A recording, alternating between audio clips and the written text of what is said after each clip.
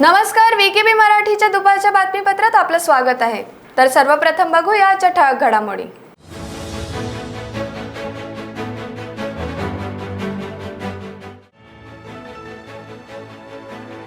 जन आशीर्वाद यात्रेत गर्दीचा फायदा घेऊन खिसे कापणाऱ्या सराईत टोळीला गुन्हे शाखेकडून अटक।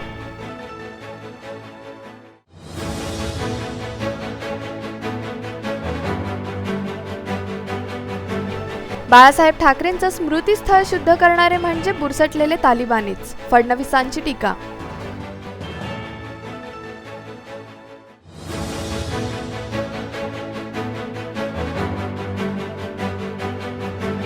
आणि पुसद जवळील खंडाळा घाटात तवेरा गाडी उलटून चालकासह 2 जागीच ठार तर 3 गंभीररीत्या जखमी।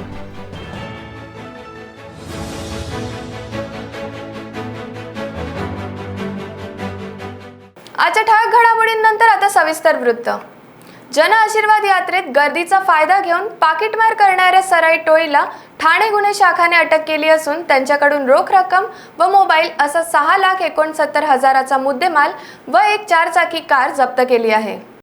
केंद्रीय मंत्री कपिल पाटील यांच्या ठाण्यातून सुरुवात झालेल्या जनयात्रेत हात सफाई करून खळबळ उडवून देणाऱ्या सराईत टोळीला अखेर 3 दिवसातच ठाणे गुन्हे शाखाने अटक केली आहे। या यात्रेतून गर्दीचा फायदा घेत नाशिक मालेगाव येथून आलेल्या सराईत चोरांनी 10 मोबाईल व 1,19,000च्या रोकडीवर हात सफाई केली होती। या घटनेने एकच खळबळ उडाली होती, त्यामुळे गुन्हे शाखा युनिट 5च्या पथकाने ही धडक कारवाई केली।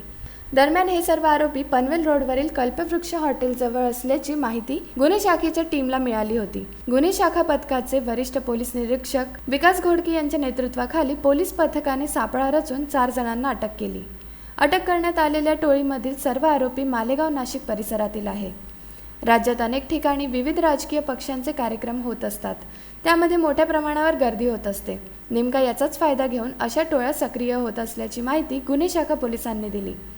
यावेळी कार्यकर्ते व नागरिक कार्यक्रमात मग्न असताना नकळत त्यांचे खिसे सराईत पाकिटमार कापतात। गुरुवारी मुंबईत होणाऱ्या केंद्रीय मंत्री नारायण राणे यांच्या जन आशीर्वाद यात्रेतही हे आरोपी सहभागी होणार असल्याची शक्यता वर्तवली जात होती। ठाण्याप्रमाणेच मुंबईतल्या जनयात्रेतही खिसे कापण्यात येणार होते, मात्र पोलिसांच्या सतर्कतेमुळे या टोळीचा कट उधळून लावण्यात आला। काही दिवसापासून ठाणे येथे राजकीय रॅली, राजकीय कार्यक्रम निघत आहे। राजकीय कार्यक्रमांच्या मध्ये सहभागी असलेल्या नागरिकांचे खिसे कापून त्यांचे रोख रक्कम आणि मोबाईल चोरी होत असलेल्या घटना घडत आहेत। त्या अनुषंगानं कोपरी पोलीस स्टेशन येथे 2 गुन्हे दाखल झालेले आहेत। त्या गुन्ह्याचा आम्ही समांतर तपास करीत होतो।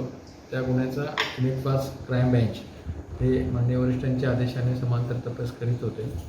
त्यामध्ये आमच्या युनिट 5चे निवडणुकीतील API भूषण शिंदे यांना इन्फॉर्मेशन मिळाली, यांना खात्रीलायक बातमी मिळाली की यामधील अशाच गुन्ह्यामधला एक आरोपी शिळडायगर येथे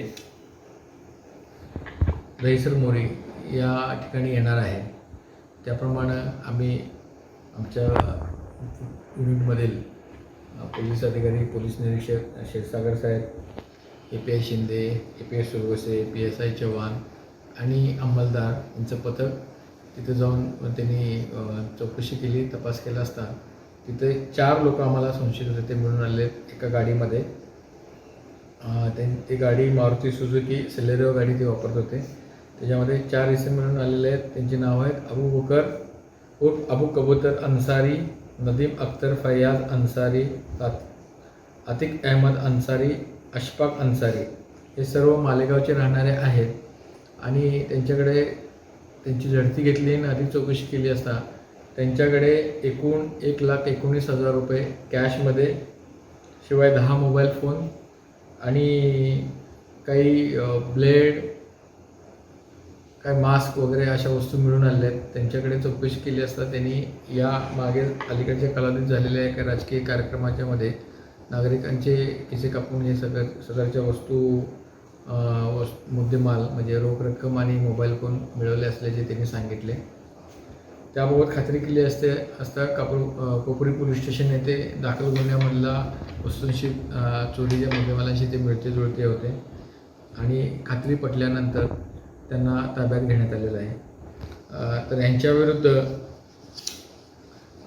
Sangamner, Malegaon, Satana, Bhadrakali police station, MFC police station, Vashi police station येथे अशा प्रकारच्या गुन्हे दाखल असल्याचे तपासामध्ये निष्पन्न झालेले आहेत. म्हणजे हे सराईत खिसे कापू चोर असल्याचे निष्पन्न होत आहे आणि ते अशा इव्हेंट्स वेगवेगळ्या ठिकाणी जेव्हा होतात त्याची त्यांना आगाऊ माहिती मिळाल्यानंतर ते वेळेला ऑर्गनाईज करून तिकडून गाडीने येऊन इकडे कार्यक्रमामध्ये अशा प्रकारे खिसे कापायचे काम करतात आणि इथं आल्यानंतर ते लॉजेस वगैरे जे आहेत मिडियम किंवा कमी खर्चाचे जे लॉजेस आहेत अशा ठिकाणी ते राहतात आणि तिथून ते ऑपरेट करतात. अशी यांची कामाची पद्धत मोडस ऑपरेंडीची माहिती मिळालेली आहे. एकूण किती मुद्देमाल जप्त केले, किती लाखाचा? एकूण आम्ही 6,69,000चा मुद्देमाल यांच्याकडून जप्त केलेला आहे आणि त्यांचा अधिक तपास आम्ही आणखी करीत आहोत. सर हे करण्यामागचं त्यांचे म्हणजे बॅकग्राऊंड काय आहे, त्यांचा फॅमिली बॅकग्राऊंड किंवा काय? अबू बकर उर्फ अबू कबूतर जो आहे त्यांचा मुखिया आहे त्यांचा आणि त्याच्याविरुद्धच 6-7 गुन्हे दाखल असल्याची माहिती मिळालेली आहे आणि हे सराईतपणे किस्से कापू करणारे आरोपी आहेत आणि हे नियोजनबद्ध पद्धतीने काम करतात. ज्या राजकीय कार्यक्रमाचे किंवा ज्या कार्यक्रमामध्ये त्यांना जायचं आहे त्याच्याप्रमाणे ते वेशभूषा वगैरे करतात आणि ते त्या कार्यक्रमामध्ये सदस्याची लक्षात येत नाही की तो त्या कार्यक्रमाचा सहभागी सदस्य असल्याबाबतच दिसतं आणि त्याच्यामध्ये ते त्यांचा कार्यक्रम आटकून घेतात. गुरुवारी नारायण राणे यांनी बाळासाहेब ठाकरे यांच्या स्मृतीचे दर्शन घेतल्यानंतर शिवसेना कार्यकर्त्यांद्वारा स्मृतीस्थळ गौमूत्र आणि दुधाने स्वच्छ करण्यात आले असून या कार्यकर्त्यांचे विचार बुरसटलेले तालिबानी आहेत अशी टीका राज्याचे विरोधी पक्षनेते देवेंद्र फडणवीस यांनी केली. ज्यांनी बाळासाहेबांना जेलमध्ये टाकण्याचे पुरेपूर प्रयत्न केले त्यांच्याच सत्तेत मांडीला मांडी लावून हे लोक बसले आहेत असेही फडणवीस यांनी नागपूरमध्ये म्हटले. माझं मत असं आहे की ज्या लोकांनी हे केलं असेल त्यांना बाळासाहेबांची शिवसेना समजलेली नाही. खरं म्हणजे ही अतिशय संकुचित मानसिकता आहे आणि एक प्रकारे बुरसटलेला तालिबानी विचार आहे. अशा प्रकारे वागणं हे योग्य नाहीये, महाराष्ट्राच्या संस्कृतीला शोभणारं नाहीये. आणि काल आम्ही हा सवालही विचारला आहे की ज्यांनी बाळासाहेबांना जेलमध्ये घालण्याचा प्रयत्न केला त्यांच्या मांडीला मांडी लावून बसता आणि बाळासाहेबांवर श्रद्धा ठेवून बाळासाहेबांच्या समाधीवर जर कोणी जात असेल तर ती समाधी अपवित्र झाली असं सांगता हे कितपत योग्य आहे. त्यामुळे मला असं वाटतं की ही कृती अतिशय अयोग्य आहे. असं आहे की केंद्राच्या नावाने कावळी झालेले हे लोक आहेत, याचा केंद्राशी काही संबंध नाहीये. ज्या वेळेस या संदर्भात न्यायालयाने एक निर्णय दिला, आम्ही महाराष्ट्र सरकारमध्ये होतो, आम्ही त्या संदर्भात कायदा तयार केला. त्या कायद्यावर ज्यावेळेस सर्वोच्च न्यायालयाने स्थगिती दिली त्यावेळेस सर्वोच्च न्यायालयामध्ये रनिंग ॲबिलिटी ऑफ बुल असा एक रिपोर्ट देखील आम्ही त्या ठिकाणी तयार केला आणि तो सादर केला आणि आता सर्वोच्च न्यायालयामध्ये या संदर्भातली सुनावणी ही प्रलंबित आहे. त्यामुळे केंद्र सरकारचा याचा कुठलाही संबंध नाही आहे. हे जे वारंवार सांगितलं जात आहे की पाळीव प्राण्यांच्या यादीतनं बैलाला काढण्यात आलं, ते काही मोदीजींच्या काळात काढण्यात आलेलं नाही आहे, काँग्रेस सरकारच्या काळात काढण्यात आलेलं आहे आणि त्याच्या आधारावर स्टे दिलेला नाही आहे. स्टे हा त्या ठिकाणी क्रुएल्टी अगेन्स्ट ॲनिमल या संदर्भात दिलेला तो स्टे आहे.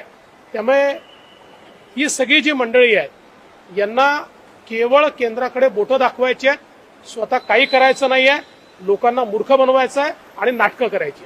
पुसद तालुक्यातील खंडाळा घाट इथे तवेरा गाडी पलटी झाल्याने चालकासह 2 जण जागीच ठार झाले तर 3 जण गंभीररीत्या जखमी झाले आहेत. जखमींना पुसद येथील शासकीय रुग्णालयात उपचारासाठी दाखल करण्यात आले आहे. सदर तवेरा कार ही मध्य प्रदेशातील असून कारमध्ये एक पाण्याची बिस्लेरी बॉटल होती. ती कारच्या क्लचमध्ये जाऊन अडकल्यामुळे चालकाचे वाहनावरील नियंत्रण सुटले व हा अपघात झाला.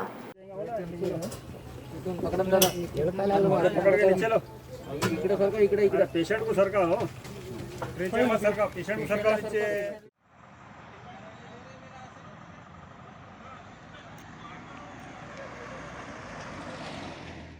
एकच जण आहे फक्त. सर्व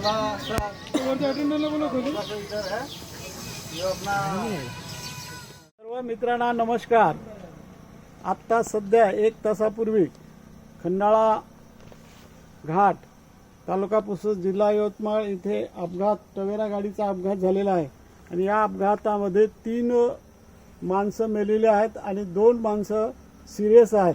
या अपघाताचा मी स्वतः पाहणी केली असता माझ्या असे लक्षात आले आहे की सदर गाडीमध्ये या गाडीच्या खाली एक बिस्लरी पाण्याची बिस्लरी इथे ठेवण्यात आलेली होती.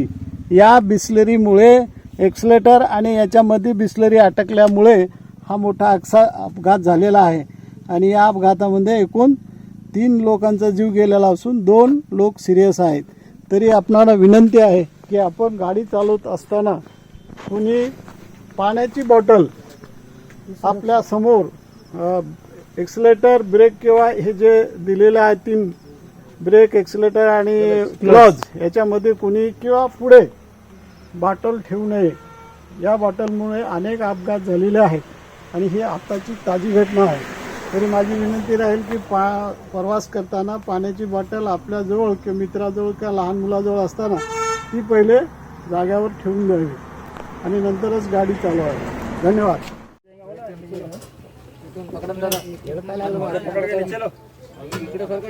पेशंट को सरका हो ट्रेचर में सरका पेशंट को सरका ये खाना ते एकच जण आहे फक्त.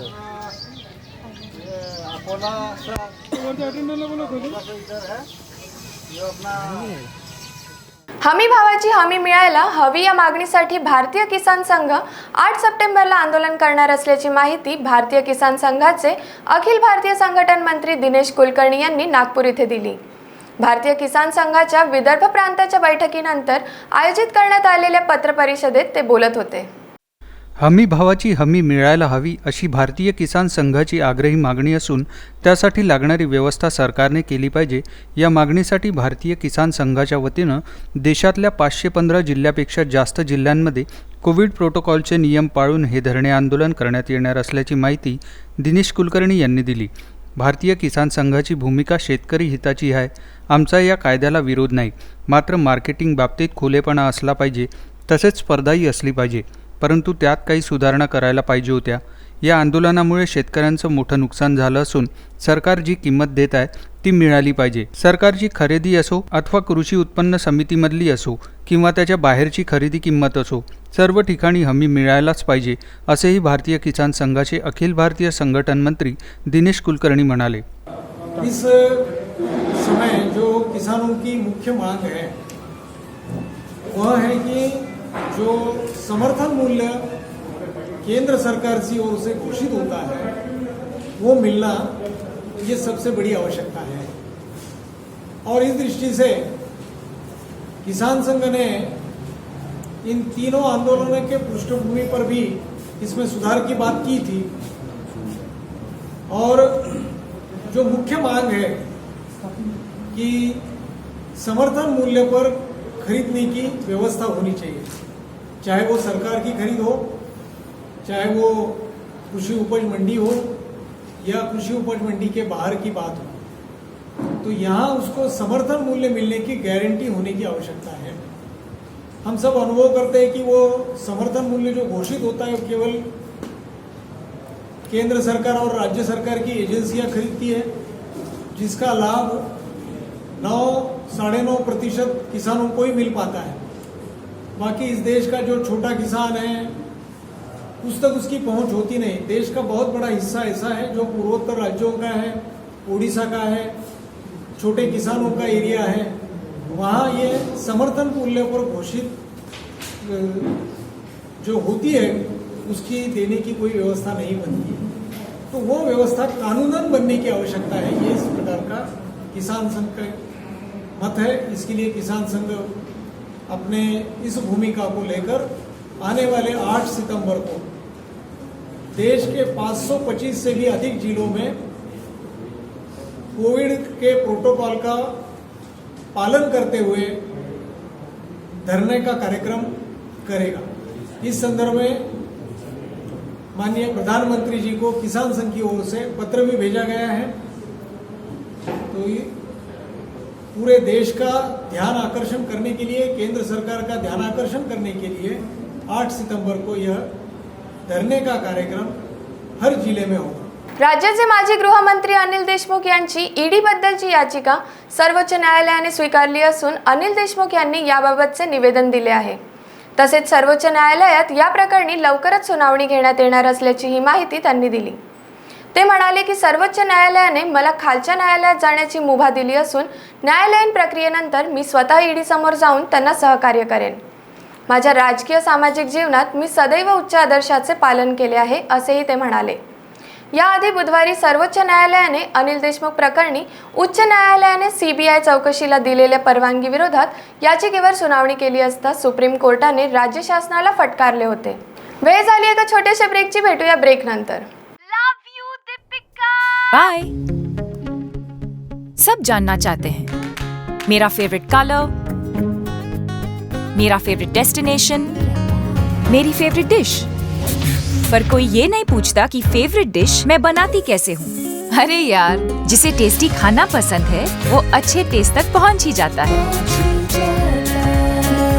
सुरुचि मसाले, खाने में हो रुचि तो घर लाइए सुरुचि। अपने सपनों की उड़ान भरने की इच्छा तो हर किसी की होती है, पर पंख भी तो मजबूत होने चाहिए जो देता है Flywheel Aviation Academy. Flywheel Aviation Academy एक ऐसा इंस्टीट्यूट है जहां पर एयरलाइंस एंड एयरपोर्ट हॉस्पिटैलिटी और टूरिज्म मैनेजमेंट, साथ ही यहां campus interview, guidance by industry expert, practical training at airport, expert faculty, personal grooming जैसे कई सारे बेनिफिट्स आप पा सकते हैं। Flywheel Aviation Academy, 1 degree 3 job opportunities. Flywheel Aviation Academy gives you a degree और diploma with a job. Flywheel Aviation academy, 365 Gandhinagar, LAD college square, beside Karnataka bank, Nagpur. Break नंतर आपलं स्वागत आहे। अमरावती शहरातील राजापेठ पोलीस ठाण्यात एका 25 वर्षीय युवकाने गळफास लावून आत्महत्या केल्याची खळबळजनक घटना समोर आली आहे। 17 ऑगस्ट रोजी मृत सागर ठाकरे याला अल्पवयीन युवतीला फूस लावून पळवून आणि बलात्काराच्या प्रकरणात अटक करण्यात आली होती। मृत सागरचे कुटुंबातील सदस्य पोलिसांवर सागरचा जीव घेतल्याचा आरोप करत केस सोबत संबंधित पोलिसांना सस्पेंड करा अशी मागणी प्रसार माध्यमाद्वारे केली आहे। 4 ऑगस्ट रोजी मृत सागर ठाकरे याने एका अल्पवयीन मुलीला फूस लावून पळवले तसेच बलात्कार केल्याची तक्रार मुलीच्या आईने राजापेठ पोलीस ठाण्यात केली असता 17 ऑगस्ट रोजी आरोपीला अटक करण्यात आली होती। न्यायालयात हजर केले असता न्यायालयाकडून आरोपी सागरला 20 ऑगस्ट पर्यंत कोठडी देण्यात आली होती। मात्र शुक्रवारी कोठडीत सागरने स्वतःच्याच शर्टने गळफास लावून आत्महत्या केली।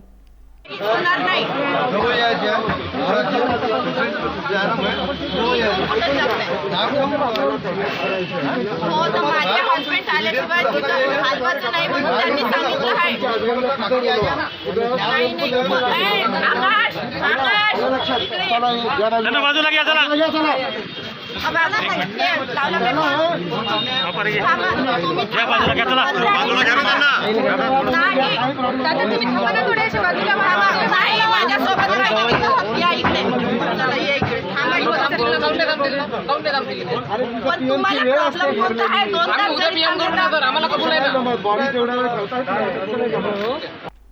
कोर्टमधून पोलीस स्टेशनमध्ये येताना सागरची मनस्थिती बरीच होती। तसेच पोलिसांनी मारधाड केली असता त्याचा जीव गेला असे आरोप मृत सागरच्या कुटुंबाने पोलिसांवर केला। पहिले सीसीटीव्ही फुटेज दाखवा, तोपर्यंत सागरचा मृतदेह आम्ही घेऊ नाही असे पण नातेवाईक म्हणत होते। मात्र नंतर सागरचा मृतदेह स्वीकारला असून सागरच्या कुटुंबाला 50 लाख रुपयाची मदत करावी तसेच त्याच्या कुटुंबातील एका सदस्याला शासकीय सेवेमध्ये सामावून घ्या अशा मागण्या देखील त्यांनी केल्या होत्या।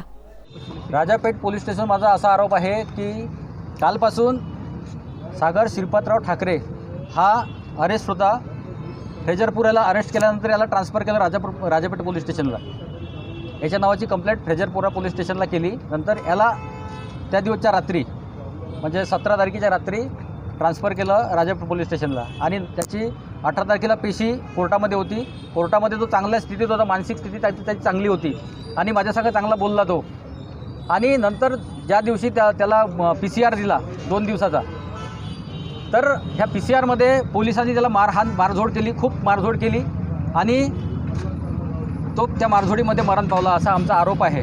आणि ह्या जो पोलीस डिपार्टमेंट याला जबाबदार आहे, जो पोलीस अधिकारी, जे पोलीस प्रशासनाचे जेही नोकरदार वर्ग असतील, PI हवालदार जे काही असतील, त्याला ज्यांनी मारलं आणि ज्याच्या कस्टडीमध्ये तो होता त्या सर्वांना सस्पेंड केलं पाहिजे अशी मी तुमच्या चॅनलतर्फे, आणि त्याच्या घरची परिस्थिती खूप नाजूक आहे. त्याचे वडील पॅरालिसिसनी 2 वर्षापासून आजारी आहे. त्यांना उठणं बसणं होत नाही, चालणं पण होत नाही. त्याची आई वगैरे पूर्ण बिमार राहते. त्याच्या घरी कमावणारा हा एकटाच व्यक्ती होता.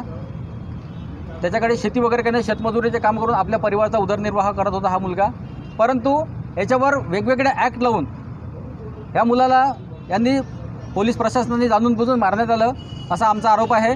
आणि प्रशासनाला मी तुमच्या चॅनलतर्फे, सर्वांच्या चॅनलतर्फे मी शासनाला विनंती करतो की त्याच्या घरचा एक व्यक्ती शासन सेवेमध्ये समाविष्ट करून 50 लाखाची मदत, त्याच्या आर्थिक मदत त्याच्या कुटुंबाला देण्यात यावी अशी चॅनलतर्फे मी तुमच्या मागणी करतो. स्टेट बँक देऊळगाव मही शाखेकडून 3 वर्ष लोटल्यानंतरही 10 लाखांचे कर्ज व्याज परतावा मिळवण्यासाठी प्रयत्न करणाऱ्या युवकाला शाखा व्यवस्थापक व लोन अधिकाऱ्यांकडून पदरी निराशा पडल्यामुळे आमरण उपोषणाचा आधार घ्यावा लागला. स्वातंत्र्य दिनापासून हा युवक न्याय मिळावा म्हणून उपोषणाला बसला असून लोन संबंधित माझी दिशाभूल करणाऱ्या सर्व अधिकाऱ्यांना निलंबित करण्याची मागणीही त्यांनी केली.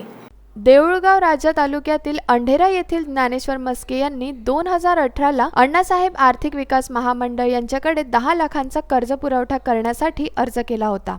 महामंडळाकडून त्यांचा अर्ज पात्र ठरवण्यात आला होता. स्टेट बँक ऑफ इंडिया शाखा देऊळगाव मही शाखेकडून कर्ज प्रकरण दाखल करून घेतल्याने व मंजुरीसाठी बुलढाणा इथे पाठवले असता सर्व कागदपत्रांची पूर्तता करा, तुमचे कर्ज प्रकरण मंजूर करतो असं ठोस आश्वासन शाखा व्यवस्थापक व अधिकारी यांनी म्हस्के यांना दिले. म्हस्के यांनी बँकेच्या खात्यामधून अपेक्षित व्यवहार केला असता त्यानंतरही कोणतेही गहाण खात लागत नसतानाही 3 वर्षांपासून कर्ज नाकारले जात होतं.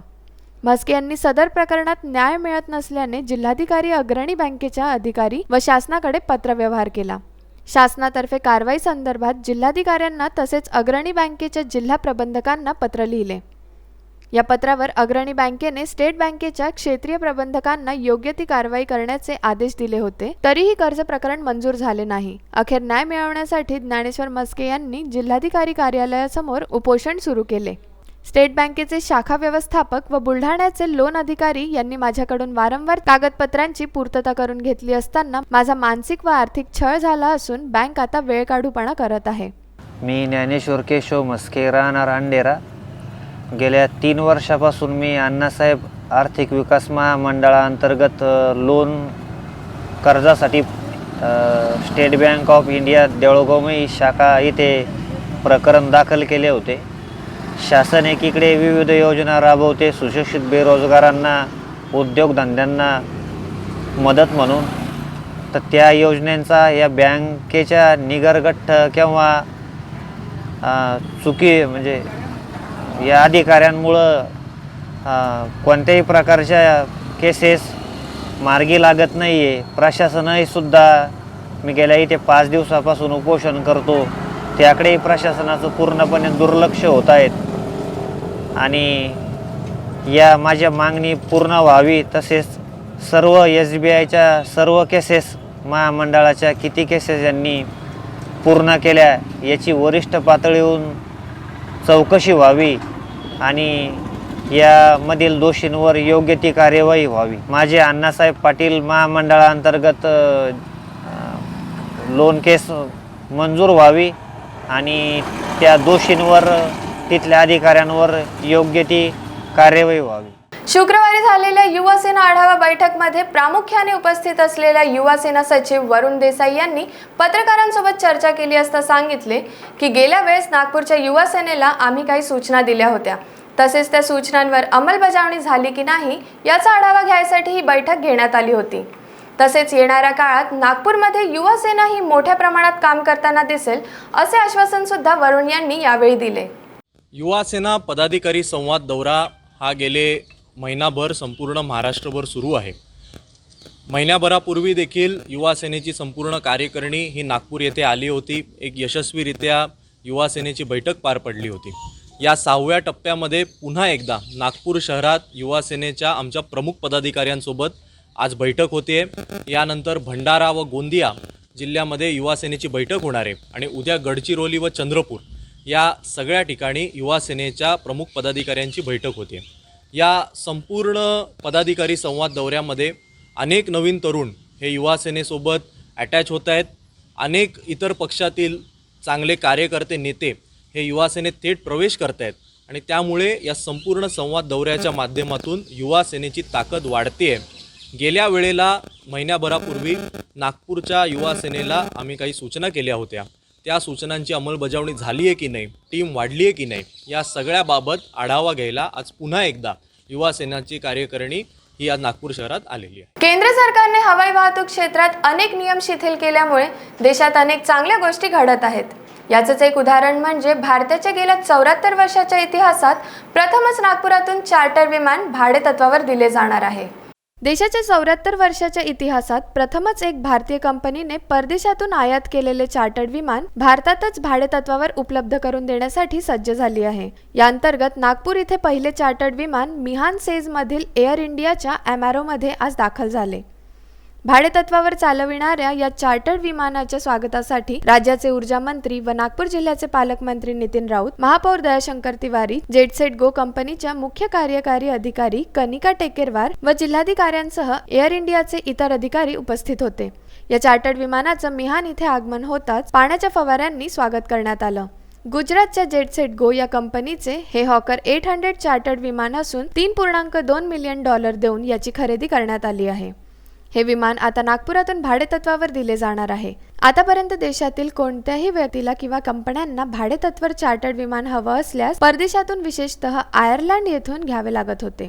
मात्र केंद्र सरकारने हवाई वाहतूक क्षेत्रात अनेक नियम शिथिल केल्यामुळे देशातील कंपन्या चार्टर्ड विमाने भाडेतत्वावर देण्यासाठी पुढे येऊ लागल्या आहेत. शिवाय खासगी कंपन्यांचं विमान नागपुरातील एमआरओ मध्ये दाखल होत असल्याने नागपूर हवाई क्षेत्र आगेकूच करीत असल्याचंही दिसून येत आहे. पहल की महाराष्ट्र सरकार ने क्योंकि मुझे अभी कनिका थोड़ी देर पहले बता रही थी कि हम काफ़ी दिनों से कोशिश कर रहे थे कि इंडिया में हम एयरक्राफ्ट ला सके, लेकिन हमको परमिशन नहीं मिल रही थी. लेकिन जैसे हमने मिहान एसीजेट से कांटेक्ट किया, 2 दिन के भीतर इनको वो परमिशन यहाँ पे मिल गई और इसके तहत यह पहला एयरक्राफ्ट जेट सेट फ्लीट नामक कंपनी का यहाँ पर एयर इंडिया एमआरओ में इंपोर्ट हुआ है. और जैसा कि आपको बताया गया, मैं आपको बता दूं कि हमारे यहाँ यानी इस मिहान एसीजेड में there are 3 units of Messrs AI engineering services, Messrs AAR Indamer Technics private limited and Messrs Dassault Reliance Aerospace limited, approved for maintenance, repair and overhauling जो है जिसको MRO करके short form activity, including manufacturing of Falcon aircraft at मियान SEZ Nagpur. The aircraft are entering into SEZ area SEZ area for maintenance, repair through the taxiway constructed by the Mihan developers which is connected to main runway of Nagpur airport. The export affected by this unit during the year 2019 and 20 is AI Engineering Services Limited 126 crores. 18 August रोजी Akola railway स्थानकावर railway सुरक्षा दलाकडून 43 लाखांची हवाल्याची रोकड जप्त करण्यात आली असून या प्रकरण संदर्भात संशयित आरोपी मनोज हरिराम शर्मा याला सरकारी रेल्वे पोलिसांच्या ताब्यात दिल्याचे सांगितले जात आहे. 18 ऑगस्ट रोजी अकोला रेल्वे स्टेशनवरून मुंबईकडे जाणाऱ्या विदर्भ एक्सप्रेस ट्रेनमध्ये एका अज्ञात प्रवाशाला 43 लाखांची रोकड रक्कम देण्यात आल्याची गोपनीय माहिती पोलिसांना मिळाली असता त्यांनी 43 लाख रक्कम नेणाऱ्याला पकडण्यासाठी सापळा रचला. बुधवारी रात्री 9 वाजेच्या सुमारास संशयित आरोपीला रक्कम घेऊन जात असता त्याला पोलिसांनी रंगेहात पकडून अटक केली. संशयित आरोपीचे नाव मनोज हरिराम शर्मा असून पोलीस या प्रकरणासंदर्भात सखोल चौकशी करत आहेत. तर आता VKB मराठी न्यूज मध्ये एवढंच. पुन्हा भेटूया काही नवीन घडामोडींसह. बघत राहा VKB न्यूज. नमस्कार.